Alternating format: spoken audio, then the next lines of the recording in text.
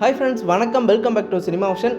டெல்லியில் நேற்று 71வது தேசிய திரைப்பட விருது விழாவை நடத்தி ஜனாதிபதி அவங்களே விருதுகளை கொடுத்து கௌரவிச்சிருக்காங்க. இதில் ஹிந்தி, மலையாளம், தமிழ் அப்படின்னு அங்கீகரிக்கப்பட்ட மொழிகளில் இருந்து தான் பெஸ்ட் திரைப்பட விருதுகளை வழங்கியிருக்காங்க. ஷாருக் கானும் ராணி முகர்ஜியும் ஜனாதிபதி கையால் முதல் தேசிய அவார்டை வாங்கியிருக்காங்க. மலையாள சூப்பர் ஸ்டாரான மோகன்லாலுக்கு நாட்டோட சினிமாவுக்கு மிகச்சிறந்த அவார்டான விருதை தான் வழங்கி கௌரவிச்சிருக்காங்க. தமிழ் சினிமாவில் வாத்தி படத்துக்கு ஜிவி பிரகாஷுக்கு பெஸ்ட் இசை கேட்டகரியில் தேசிய அவார்டை வழங்கி கௌரவிச்சிருக்காங்க. தமிழ் சினிமாவில் ஜிவி பிரகாஷ் முன்னணி இசையமைப்பாளராக இருந்துட்டு இருக்காரு.